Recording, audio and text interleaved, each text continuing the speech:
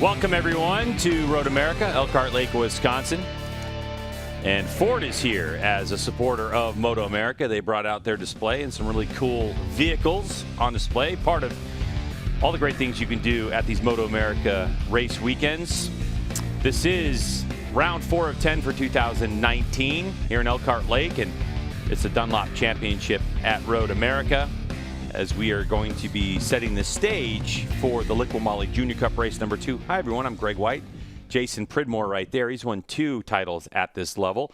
Now, Jason, dramatic, stark contrast from yesterday to today. The sun is out. There are a little bit of clouds.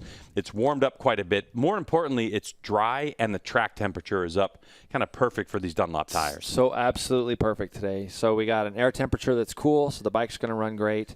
You got a track that's got a lot of sun coming on it. This morning when I woke up and I looked outside, there was literally not a cloud in the sky. I thought, man, it's so much different 24 hours makes. But today we're not going to have any of those weather concerns. The wind could be an issue here at MotoAmerica as far as like gearing and things like that for some of the competitors. But everybody got great, solid, dry sessions this morning. It's so strange here. So since we got here, any of the wind has been going down the front straightaway. Now it's a tailwind. All right, here's some highlights from yesterday, Jason.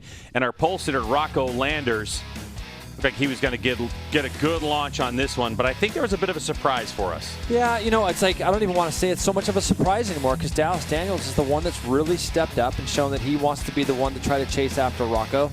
And the field did a good job. I mean, you could see yesterday how much different it was. There was a lot of misting in all of the races, I think. So these young riders really had to kind of watch what was going on early in the race. But the 2 guys at the front here, they kind of made it their own race, Greg. You see Kevin Olmedo and a bunch of the other riders there just behind. But basically, Brendan Kettleson getting in a little bit deep into turn 8. You can see some of the rain there on our screen, even some of the misting. But these 2 guys were going to go try to battle it out on their own. And I think it was pretty encouraging for Dallas Daniels to see that he hung with Rocco the way he did.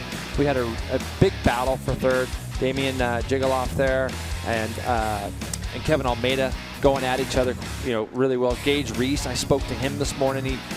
All these guys are just vying to get on that podium. They all want the podium, but we had a big battle between 4 or 5 of these guys, all going for that 3rd place spot, because the 2 guys out front were simply yesterday, Greg, in a league of their own, and these guys just kept battling over and over. You can see this was the last lap, and you know, coming to the line, Rocco just looked like he kind of had Dallas set up nearly the whole time. He followed him the whole last lap, and we saw a typical last lap draft and pass, something that we've seen so many times here, and this young man was able to beat him to the line.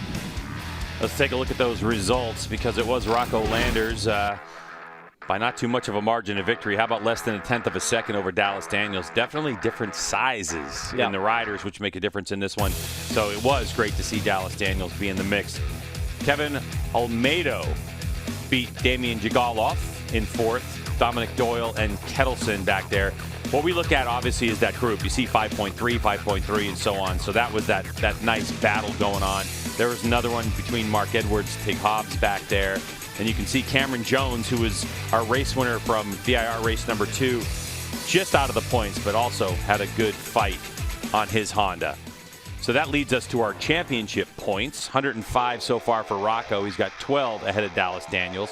Then you have Jackson Blackman and Gage Reese locked in their battle to decide at the moment who's going to be in 3rd spot. Olmedo and Doyle tied up.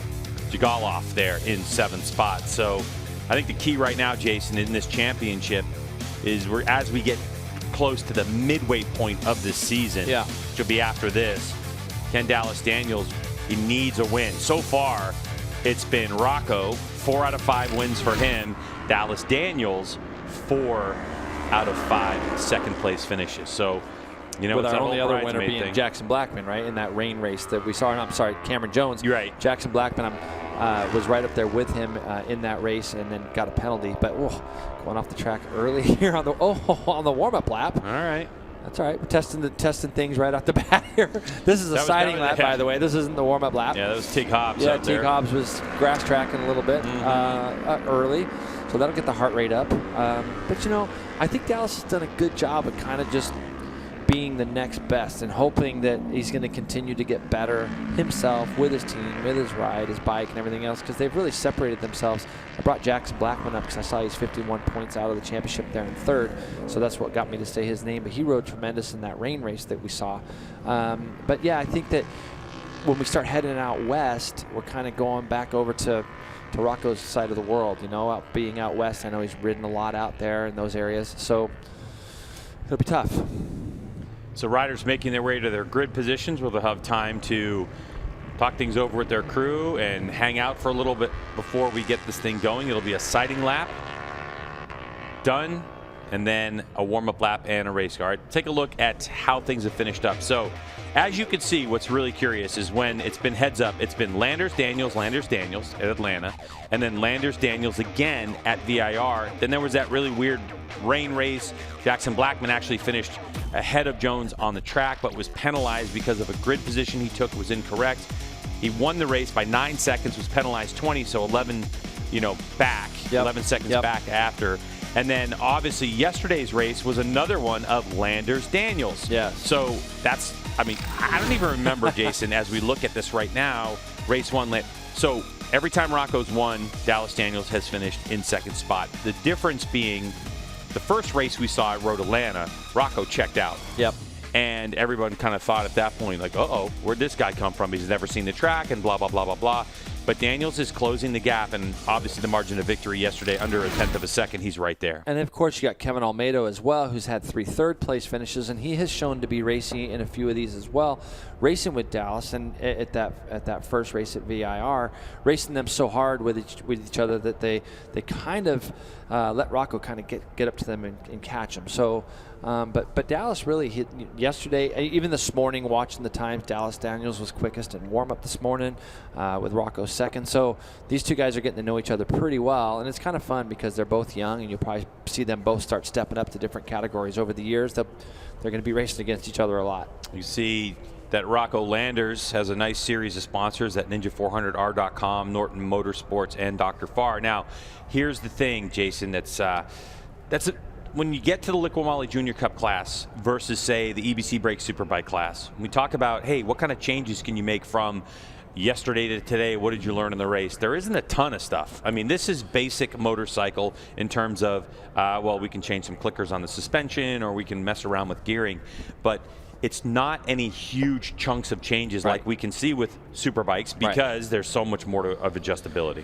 These things here are really about the rider. You know, when you think about it, it's all corner speed, momentum, trying to keep the roll speed up the best you can. These are bikes that you can really learn on, but these guys push them really, really hard. And of course, all the technicians and dads out there that are the crew chiefs are trying to get the best for their kids for sure. And but this is really one of those classes where you can really start to see the differences in riding abilities, and get a good look at Kevin Olmedo right there in front of us. On the Altus Motorsports Ninja 400 out of El Salvador, and Kevin is our only repeat finisher for third place on the podium. Correct. Right. So we only have so far this season we have had a total of 8 podium finishers.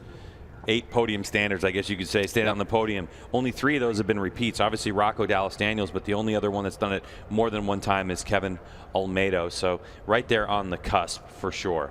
So you can see that umbrellas are out. The sky is bright. But you could also see, look at the right part of your screen, you can see the trees are blowing. Yeah. And that's where things might get a little bit interesting in this class. All right, let's get down to Hannah, who's with Dallas Daniels. Dallas, we've seen you battle for the podium. We've seen you up there, fastest in practice this morning. What's it going to take to really elevate you to that last level to get the win? I think it's just going to be smarter in the race, strategy, everything, where you want to be on the last lap, and just being smart throughout the race. Try to just get me and him up there, me and him battling. We are about the same speed, so just be smart and smooth. All right, best of luck. Thank you, Dallas. So, Jason, in this class, one thing to think about is we talked about there's a tailwind now. And it's the first, they had it this morning, but gearing could be an issue because if you're in a draft and you have a big tailwind, it's not to say out of scope that you could run out of gearing, meaning that you could just be out of RPM and not be at the end of the straightaway, and that could blow your race. No, that's exactly right. You saw JD Beach sitting out there with Dallas.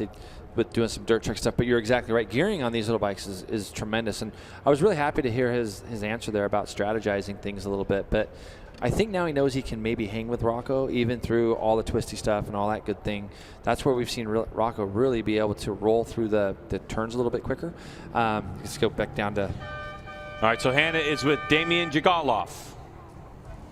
Damian, third fastest in warm-up this morning. You were in that fight, almost so close to that podium. I'm sure you could taste it. How was the race for you yesterday, and are you planning to do anything differently today? So yeah, yesterday I had a good fight. You know, I got tossed back through the field at the beginning of the race, and I was able to make my way back up to the front. My goal today is just to get a good start, go with the leaders, and try and fight for the win today. Thank you. Best of luck. Damian with a lot of fans here today from the Chicagoland area, just down the street a couple hours. So he's got some work to do in this one. He was definitely a favorite, was Damian, on the Bartcon Racing Farrell Performance Kawasaki. Let's take a look at the starting grid. Rocco Landers, a 2:42.9. Didn't go quite as fast yesterday. We expect to see that time drop, is very typical in this class, in Dallas Daniels, Kevin Olmedo. And then on row 2, Gage Reese looking for that podium today. Jackson Blackman and Damian Jigaloff there on the outside of row 2. We just talked to him, Brendan Kettleson.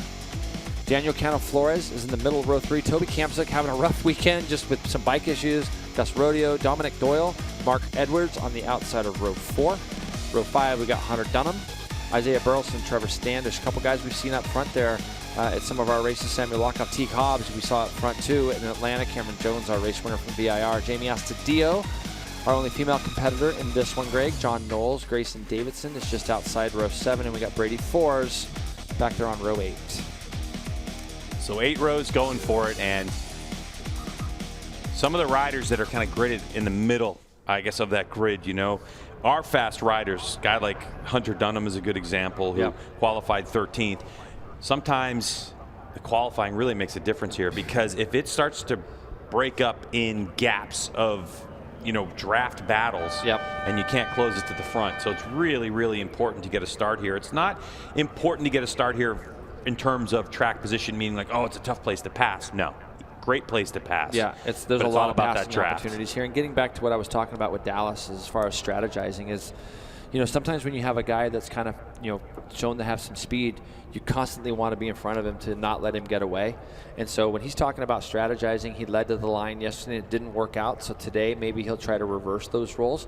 The only problem with that is if it reversed the roles, it could bring some other guys into play as well. Being able to just settle it amongst yourselves, the two of you, is a nice option to have. But it's just a matter of, do I let him lead and hope that I can kind of hang on the back of him? And this morning, Dallas showed that he had pace. Because good look here at Brendan Kettleson, sitting there back there on Greg on row 3, I believe.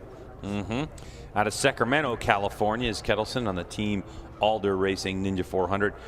So basically, we have a ton of Ninja 400s in this class. We have a couple of Yamaha YZ FR3s and Cameron Jones, of course, on that Honda CBR 500R. Daniel Flores there, sitting right there in the middle of row 3 himself. So he's going to be looking for a good start. It's going to be very interesting to see who's going to be able to manage this start, meaning there's a couple tricky positions when the wind is blowing straight up the front straightaway, which also means that now you're going to have a headwind into turn number 5, where normally so far this weekend we've had a tailwind into turn number 5. They've already had a race start going for it. So some people, if they're really smart about the way they think, they'll understand that they're going to be carrying a little bit less speed down into turn 5 than they normally would. Leave that gas open a little bit longer, snatch that brake a little later, and you could see some moves being made. And that's where having an experienced coach like we know Dale Quarterley Racing on Track Development Team, talks to his riders a lot about that type of stuff, and other coaches that riders have available in this class. So and you know, the thing is I talked to a number of different riders this morning from all the different classes, and everybody, I would think that probably half the people I talked to said, I just put myself in a bad position in turn 1, or I put myself in a bad position in turn 5 on the opening lap. And that's where the opening lap is so key, to be able to get yourself in the right spots in turn 1 and not get run wide, or whatever position you try to get yourself into. You've got to be a little bit, you want to be a lot offensive, but you got to be a little bit defensive in those areas. And turn 5 is especially, it's so early in the lap, but it can create big gaps. When those gaps get created, those are really hard to make up, especially on these little bikes, because they're wide open for so long around this big, long 4-mile track.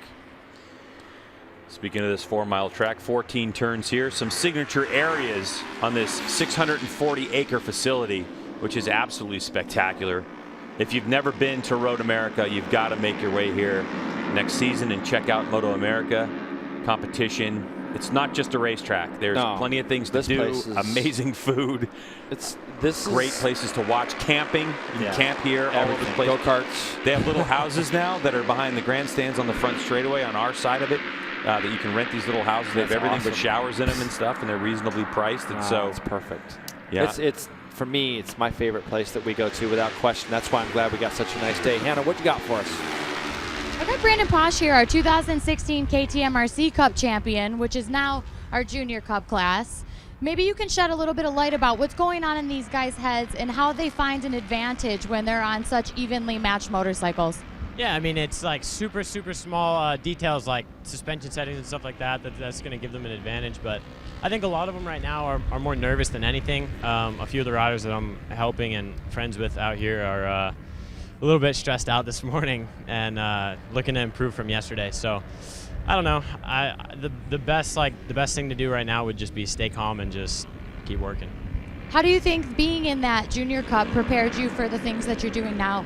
Oh man, if anything, it was more so like the mental side of it, where I would learn just, okay, stay calm and be smart and everything will work out. And then other than that, definitely the racecraft as well. Like now I can go with the big guys in 600 Super Sport, and I know what to do when we go into a corner together. So it's definitely great for learning, for sure. Thanks, Brandon. Yeah, for sure. You know, and it's so cool because Brandon's a young guy and he gives back so much to the sport. He does help a lot of these guys. You know, and having somebody like Brandon being able to help you, knowing that he's only 2 years removed or 3 years removed from being on a small bike, there's a lot of validity in what he's going to say. He's always doing something as Brandon. He's at go-kart tracks. He's traveling all over the world. He is, yeah. He's in the British Superbike Series full-time Moto 3 class. Yeah. Just like the class that you see in MotoGP. And first American to win a race there. Last time BSB raced. And he did it in that Moto 3 class, and he'll be riding later on today on the 600 class for TSC. So we'll get a chance to see him in action. Jason, looking at this 4-mile, 14-turn facility as they're coming out of that final turn onto the front straightaway, was there ever a favorite spot on this racetrack for you? I mean, obviously there's some names. There's Carousel, there's Kettle Bottom, there's Canada Corner, there's Hurry Down. I loved it all. To be honest with you, there was really nothing I didn't like about Road America other than having a slow bike. That was the only bad part if you had one of those. But I love the track. There's really nothing about this place that I didn't enjoy. The Carousel obviously is pretty well known. Going down into turn 5, first lap is always exhilarating and fun. So these guys they're down in the turn 5 area, I believe, all the fans. Yeah, look at the fans there. Great place to watch this race as we get set for Liqui Moly Junior Cup race number 2. Who's going to get this whole shot and lead us into turn number 1? It's critical moments. You got to have things dialed in. You don't want to get over anxious and pop that clutch. Here we go. Upper left-hand part of your screen, the red lights go on. When they go off, we're racing. Revs are up. A quick start. Rocco Landers looks like he got a good launch. He looks over at Dallas Daniels. So it's the 97 and the 69. They've set sail. Into turn 1 they go, and it looks like our pole sitter, Rocco Landers, will have the advantage. Yep, and all the other guys, you see Gage Reese fighting for third there, and he's got himself into that third spot.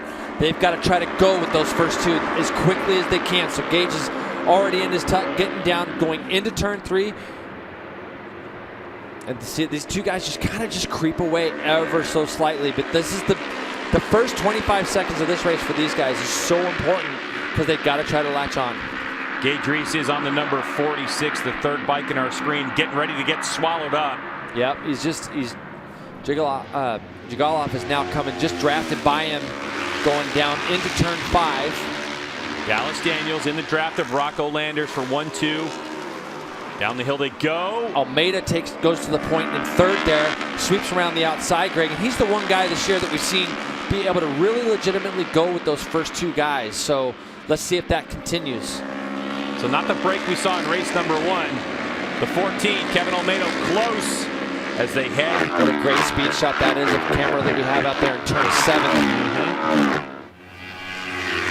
So out of turn 7, down the hill they go to the new asphalt, which we're told provides a lot of grip, and this is definitely a different looking race than yesterday as they headed off into the carousel. So Olmeida's the one that's made the break to go with these two guys. We've seen some incredible things from him as far as his bike handling skills, getting himself in some spots this year that most of us wouldn't be able to get out of, and he's done a really nice job. So if now he can kind of get in there and draft with these guys, and Jigalov is right there with him as well. So he's done super. These first 4 broke away. Damian Jigalov, 78. So here's the train of 4. Man, the 14 of Olmedo just lost a little bit coming out of that chicane. And Jigalov makes the pass as they go down. He's trying to make that pass. Everybody's giving each other nice little bits of room here. So this is going to be a really encouraging thing for these two other guys that have been able to see the two front guys that got away from them yesterday. And you can see they have already broke away these 4. Look at the corner speed. Oh! Dallas got through there so fast through turn 13. Tons of corner speed. Got out onto the little escape road there. Lost the front, but pulled it back together. He has a look over his shoulder and sees that he's got 2 more guys. Now Jigalov is in the draft of Dallas Daniels. They come down. Rocco's We're going to be 3 wide. Yeah, Rocco's left out in no man's land. You can see he thought he had the move. He's got to go behind the 4 of them. Are drafting 4 wide. They come down. Who's going to have it into turn number 1? Rocco Landers looking to have the advantage on the inside. No, it's going to be Jigalov. The 78 takes the lead. Oh, and he's wide. Oh. And Daniels up the inside. You know, and that's the thing. You can tell people to stay behind you, but the reality of it is you're going to have to deal with 3 other people the whole race, Dallas, it looks like right now. Yeah, maybe Dallas thought that those other 2 would be ahead of Rocco on this one, but Rocco back into second. And all that is right there, Dallas is a bigger kid, and he's just starting to make a body position change while the bike is still leaned to the left. He's already starting to think about that next right-hander, and it just upset the chassis ever so slightly. 4 wide again. Everyone looking for a piece of the asphalt. One of the fastest parts of the racetrack, by the way. Turn 1 is fast, but heading into turn 5 is our fastest part. And we've got Olmedo and Jigalov now have got first and second. It looks like Dallas is going to try to do something. Nope. So now we got 2 guys leading that we haven't seen. Well, we've seen Olmedo lead. So, and I think Rocco and Dallas are thinking, okay, now we got 2 more guys to add to this small little fraternity here. In the background there, Dallas Daniels up the inside on Jigalov. They came out of that hurry down section now into the carousel. We'll see who's got the speed here. Kevin Olmedo leading and ripping. Yeah, you can see different types of lines too. It almost looks like Dallas Daniels has more of a square up approach. And Olmedo runs kind of constant radius all the way down through. So yeah, you're exactly right. 2 different styles. You can see the different styles in bikes. This poor guy here, Toby Campsa, can seriously not get a break this year at all. Like, none. No, so hits, but back now Dallas is back going through past Olmedo, and I think that it's been pretty routine for us this year, Greg. Olmedo it just looks like he's a little bit off on the straights, honestly. He seems to kind of get swallowed up. He's a very, very late breaker, and now Damian Jigalov goes up underneath him, and all the while Rocco just kind of sits there, and but now he's got a big run on these other 2 guys as they come up into turn 13. Yeah, it looked like Jigalov was able to get through there. And Dallas Daniels is trying to make a break right now. He's opened up a little bit of a gap. So on can the 78 get that back? Because in Canada corner, it looked like Jigalov made a little bit of a mistake. Now, it might have just been his line, but it was Dallas Daniels' roll speed through the mid part and exit of that corner that has created this gap all of a sudden. So can these 3 work together? Here comes Landers, the 97. He's going to pull out of that 2-bike draft. You can see him way right part of your screen. Wasn't able to do it. Now he's going to try to transition back and use the brake lever. So he'll stay third. This is good for Dallas right now. He's going to feel a lot of confidence, isn't he, Greg, that he didn't get passed down that front straight. So Olmedo is now trying to make the charge down into turn 3 to try to get it closer, and you can see right now Rocco just getting hung out just a little bit. He's going to get a good solid draft behind Jigalov down this back straightaway, and Olmedo as well. What do you have coming across the line? 7/10. Let's just put a call out real quick for Isaiah Burleson. By the way, row 5 up to 5th goes 43.5. So that's without question his fast lap of the weekend. And here you go. These guys fanning out as they come down into turn 5. Almeida's trying to go up underneath Landers. He tried. Looked like for a moment, Yep, Jason, he tried. He lost the front for a second. Yep, he was able certainly to gather did. it back up, and there he's to 4th just like that. So Landers now up into 2nd spot on the 97. Now see, I just wish Dallas wouldn't do that right there. He's got a gap, a little gap. There's no reason to look back. Just assume that there's going to be people there and keep your head down and go forward. Nobody passed you down either long straightaway. Now they're right back up on top of you. So I know he wants to strategize his race. I do know that for sure. He said that in his pre-race interview. But if nobody's passed me down either one of the 2 straightaways, and I know I've got an extra couple guys there, I just want to keep my head down and keep trying to do what I want to do, especially this early in the race, and see if I can break that field up. So Rocco's now gotten clear for the moment of the 2 battling behind him. Kevin Olmedo to 3rd spot over Jigalov for the moment. And this is where that little bit of franticness will come into play for these other 2. They're not going to want to let those 2 guys get away, but they've got to do something really important and not carve each other up too much. Drafting and redrafting isn't going to hurt them, but if they start trying to really do too much with themselves in the middle of these corners, it's going to make it a lot harder for them to keep that gap down. And you can see they're back on the back of these guys as they go into Canada corner now. Yeah, but there's something about that corner in Damian Jigalov where he loses a little time on the exit. He gets in there well, but he's just either not rolling through it or maybe the gearing's off and he can't get the drive and that's where it's going to be really difficult for Kevin Olmedo. He can't be behind Jigalov in that corner, in Canada corner, if he has a chance to draft and pass for this lead. And here comes Rocco. He just had a little sniff of the draft as they started to come up the front straightaway. And so now Dallas is going to get a chance to see that Rocco's up there with them. The other 2 guys are just going to be about, what? Yeah, they're just 0.6 half second back. Hannah, what do you got?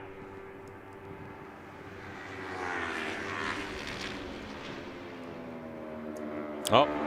I touched base with Toby Kamsick's team, and I guess they just swapped an hour ago. They swapped the motor, so they're having trouble just with some mechanical gremlins. And I guess he went back out and made it as far as turn 4 before having to pull off the track. So, you know, maybe better luck next race weekend for them. No doubt. Thanks, Hannah. They've had a lot of mechanical gremlins. We had an issue there with Jigalov down in turn 1, Greg. He's fallen way behind these guys now. So now it's a battle of 3 guys up at the front. And Almeida's been able to close that gap back up there. While we were talking to Hannah, I just didn't quite see what happened there. Oh, there goes Go. You know, and he gets in there deep, but see the drive now is just, it gets ruined. And see the gap? That's the gap that gets created. So Dallas Daniels is able to go by. Jackson Blackman is also sitting trackside, sitting up. Looks like he's got a mechanical failure as well. A shame for the number 18 machine. Jackson Blackman on that Riders Law Racing blood lubricant finish line machine. So Rocco now. Landers, 97, trying to make a break. Yep, this is where now Dallas looks great now. Now he's got himself in that 2nd spot. He's been fast through the carousel all weekend. So let's see if he can start to close that gap back down to Rocco.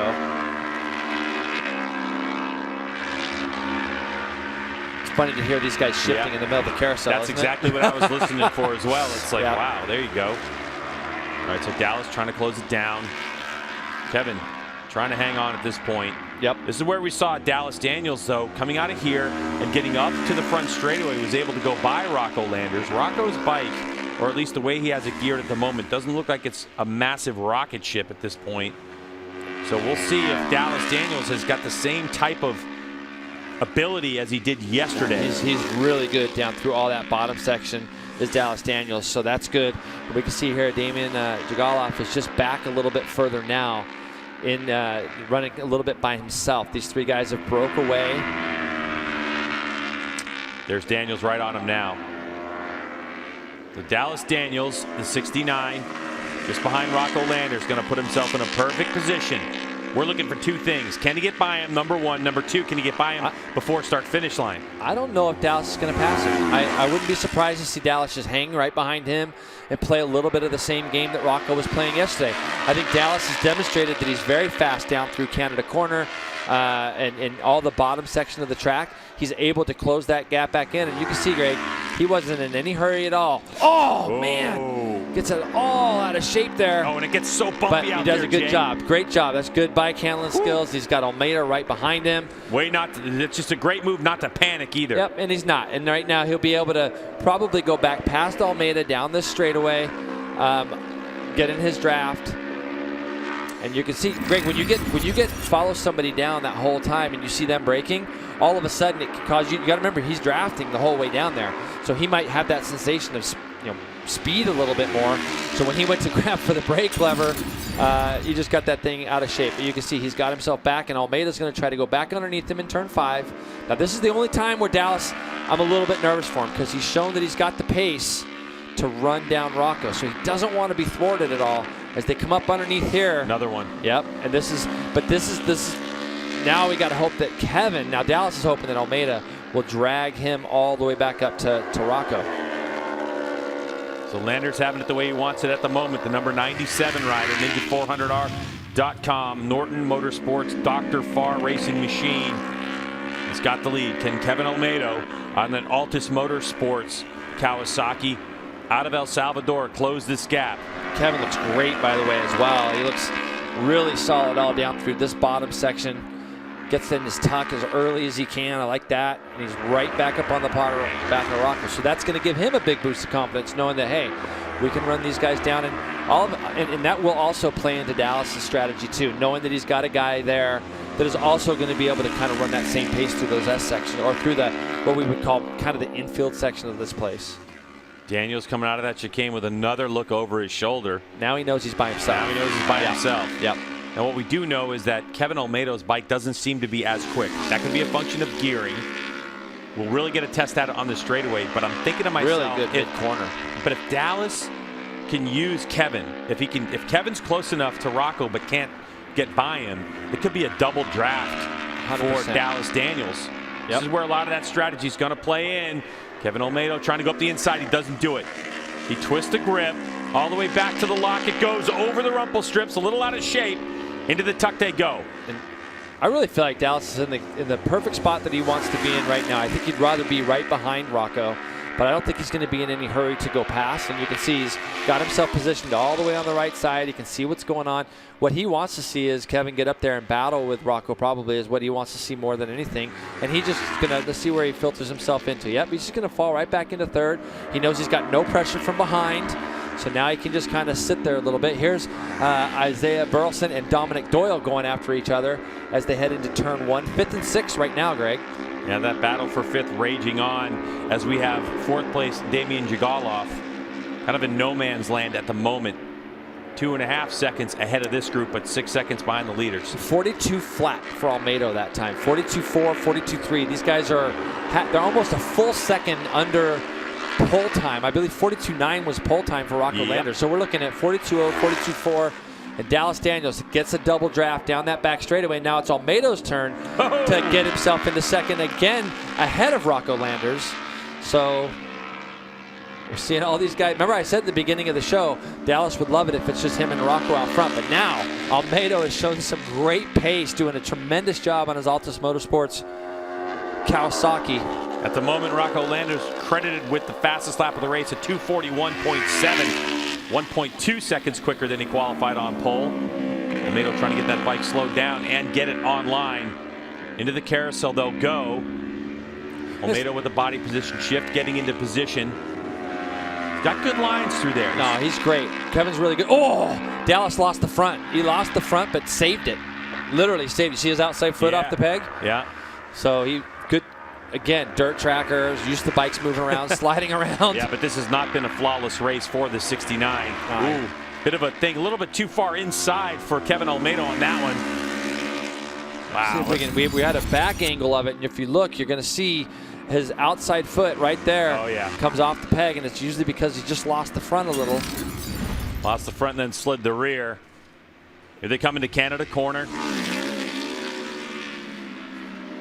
Also known as turn 12, by the way. And Olmedo's really fast through the bottom there in the Canada corner. You can see he's got the lead now, and he's coming up this hill.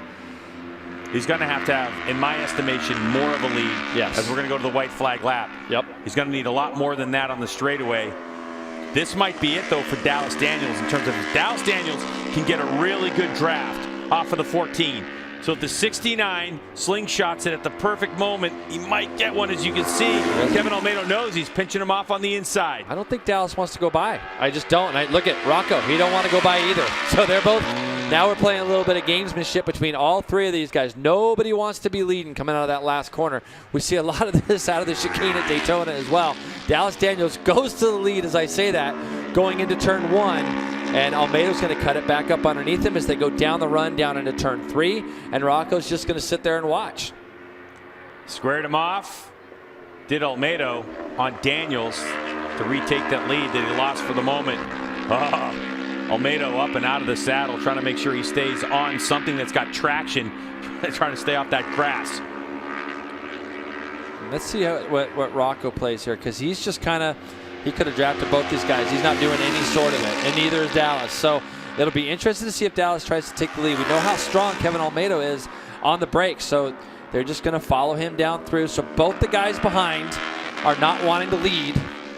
And now we're going to see if Kevin Olmedo can do a magic breakaway from turn 6 here through 7 down into the carousel and try to break these guys. And Dallas Daniels, he's right behind you, Dallas. So just, I think Dallas wants to be the third bike.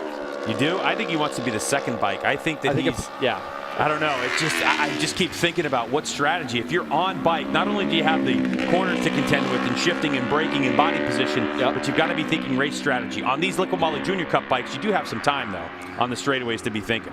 You do, and I think that, I just feel like Rocco's just sitting there in the catbird seat, just kind of going, I'm just going to wait till we come out of the last corner. I'm going to get a double bike draft and try to do something with these guys at the line like I did yesterday. And now he's got 2 bikes to draft off of instead of 1.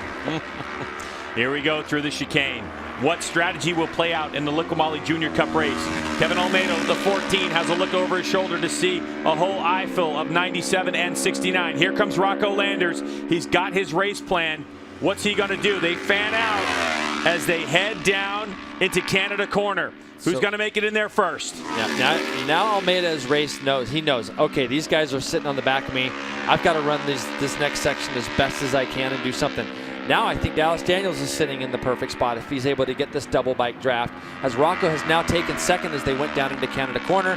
Now this, you can see, Kevin's, at this point, Kev, you're sitting duck, so you got to just go as hard as you can at this point. Kevin Olmedo gets on the gas. Rocco Landers trying to find the draft. Does Dallas Daniels have it? Is his plan working? Landers trying to find that draft. He works it. He's going to go up the hill. He's going to go by. Has Dallas Daniels left it too late? He goes on the outside. Here they come across the line. It's going to be Rocco Landers again. How much of that race did he lead? Not money. Not many. But goes those guys on the last lap in the 43. And here comes a big battle, Greg, as they come across the line. Coming across the line, it looks like Samuel Lockoff gets 7th place. So Jagalov ends up 4th. Dominic Doyle just edges out Burleson, who also went 43.5. 43.9 on his last lap. Lockoff goes his quickest to finish 7th. 8th is Flores, Gus Rodeo 9th, and Gage Reese 10th. So Gage just kind of got shuffled back a little bit in that big run to the line with all those guys. So Rocco Landers, Kevin Olmedo, Dallas Daniels, 1, 2, 3. Damian Jagalov, 9.4 back. Dominic Doyle over Burleson. Samuel Lockoff, his fastest lap of the race for himself on the last lap to get ahead of Flores, Rodeo, Reese. Hunter Dunham will finish 11th. Wow. What a race and another margin of victory. 92 hundredths of a second. Isn't that what we had yesterday? Yeah, and you know what? Good for Kevin Olmedo. What a ride by him. It's great to see him. I said at the beginning that he's been the one guy that's been able to step up with these guys, and he really has. So, did Rocco. And you think it was nice? You think it's the same margin of victory as it was yesterday? Pretty sure it was .092. I know you're the stat guy. So, wow, that's going to be a big boost of confidence for Kev. I think like tracks like Laguna Seca and Sonoma are really good for him. So yeah, great result for the whole Altus team. Well, it's the first time Dallas Daniels will not be second place when Rocco Landers has won. I guess is the best way to put that one.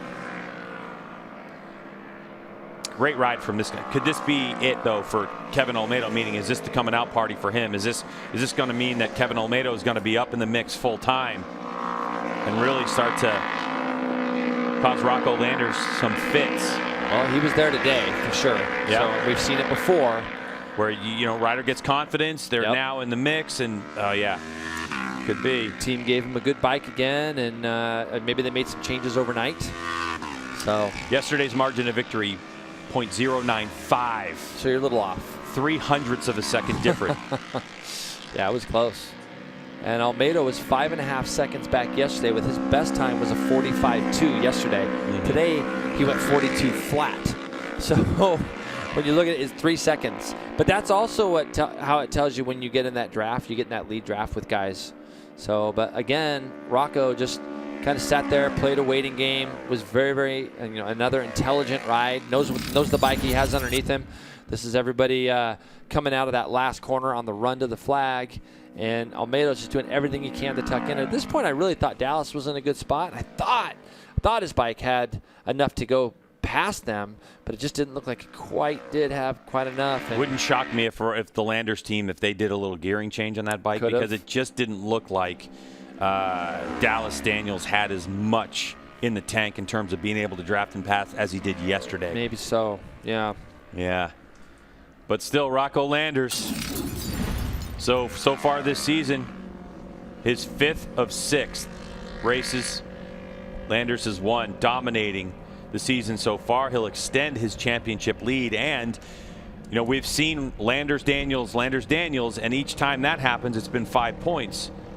But of course, there was that one race, VIR race, where Dallas Daniels was able to score 13 points in 4th place, where Rocco was only in 11th. But now, Rocco, who was 12 points coming into this one, is going to get another 9 points on his championship rival, Dallas Daniels. Yep. No, and I think you can see it in Dallas's posture. He's not stoked at all, and I've said how much I like Dallas. He's a great kid, but he's hungry, man. He wants to win one of these so bad, and he's got a great team and the whole Quarterley Racing crew down there with him. He's going to get there. He's going to win a couple of these races. I love how Rocco comes in and starts firing up the bike, but it's a Liqui Moly Junior Cup bike. It's not a super bike. Yeah. You don't hear the exhaust you notes. Can't hear it quite as much. The noise that you would have, but the enthusiasm obvious on this one. Results at the bottom of your screen, as Rocco Landers will celebrate another double victory. So he's had, in his young career, of the 3 venues we've been to with the Liqui Moly Junior Cup class, which has been Michelin Raceway, Road Atlanta, and VIR, Virginia International Raceway, and now Road America. He's got 2 double victories at 3 of those events. Good look at winner's circle. That's a new winner's circle. Remember back in the day, Greg, it was on the other side of the track. It's really nice what Road America's done with that little area. Yeah, that was something else, too. Yeah, remember that? People were running across the track. Run across the track, yeah. Yeah. All right, let's get down to Hannah, who has our 3rd place finisher. All right, we saw you really frustrated yesterday. You were really battling hard today. Again, maybe not the result you quite hoped for, just judging by your expression right now. Take us through the last couple of laps of that race and your strategy there. Yeah, the last couple of laps were not how I expected. I didn't expect Kevin to be up there, and then Damien was up there for a little bit. So, I mean, it was way different than yesterday, but I thought that's where I needed to be, and then I could kind of get a double draft when Rocco pulled out. But I was just, I made a few mistakes, and I just need to work on what I'm doing. The motorcycle is great. It's just I've been losing these races. I need to work on my racecraft. And big thanks to the team and all of our sponsors. I'm sorry to the team. I mean, I think we had a shot at winning. I believe we have the speed. I mean, we're fastest or either second in qualifying or warm up or whatever. So I mean, we're right there. But I just need to work on what I'm doing. So thank you to them, my family, and everybody. And it was fun. Still a podium nonetheless. Thank you. Congratulations, Dallas. I love his honesty. I just love it. And he does have a good bike, and he's got a great team. And look at the bike handling skills going off into turn 1. Something even flew off the bike there. The thing is that this is what this class is, working on your racecraft, and this kid will figure it out. He's got a good head on his shoulders, and he'll get it sorted. I don't know the mistake that maybe he missed a gear, maybe he pulled out of the draft too early. Maybe there was something that he feels that he could have done better there on the run to the line to get that double draft, because it looked like he put himself in the right spot. Let's get down to Hannah as our second place finisher. All right, Kevin, so you led a lot of that race. We saw you looking back there at your competitors in that last turn. What was going on in your head right there at the end? I don't know. I feel so excited, and I feel that some of the one riders maybe do the draft, so I think is the bad part of this track, but I like the battle with the two riders, with Dallas and Rocco, and also Damien that in the first laps. But I want to say thanks to all my team, my mechanics, to the awesome jobs that they made for this race. Congratulations, Kevin Olmedo. Great job. I'm telling you, man, this might be it. Road America is one of those places when you're leading and you got two guys behind you on the last lap coming out of the last corner, it's not your favorite at that particular moment. Yeah. If you're the guy doing the draft, then it is your favorite for sure. But this guy has shown a tremendous amount of heart this year and putting himself in some of the positions that he's been in and shown that he's able to run with these other two guys. And this is generally what we see in these small bike class throughout the years. We see these kids start stepping up, and but they're still chasing one guy. They are chasing one guy, and he's with Hannah. Double wins on the weekend for you again, Rocco. What do you think was your strategy at the end there? You know, how did you decide when the best time to draft past the other two riders was going to be? Well, the lap before, I had seen that I had a decent speed through the last corner, so going out of that lap, I was like, oh, I'm in third now, so I should maybe sit behind and see what's happening, and then wait till the last minute. And then on the back straight, I was like, oh, I should probably get by Dallas. And then I got on the front straight, and then I was like, I'm going to draft past Kevin now. So got there, but I couldn't do it without all my sponsors. Jeremy Toy, Ninja400R.com, Norton Motorsports, Hot Buddies, Bell Helmets, Dunlop, GP Suspension, Tropics Tile, California Locos, Barnett Clutches and Cables, Keith Code with California Superbike School, Eric and Jody with Lee's Cycle, Dr. Farr Racing, and Mythos Leathers. Congratulations. Thanks again, Rocco. Well, he's improving on those interviews, too. He's getting his sponsors in there as well. And, you know, if he keeps doing what he's doing, he's going to get really used to that. Yeah, great job. What a strategy. And this is what you have to do in the Liqui Moly Junior Cup class. We heard it from Brandon Posh, the 16 champ. It's a learning class, and that's what it's all about. And it's really paying dividends for Rocco Landers right now as the young star that has emerged, winning so far 6 of 5 on the season. Results, 0.092, not 0.095, so a little bit closer margin of victory, but this time over Kevin Olmedo and Dallas Daniels. Jigaloff there, kind of a lonely race for him after he lost the toe.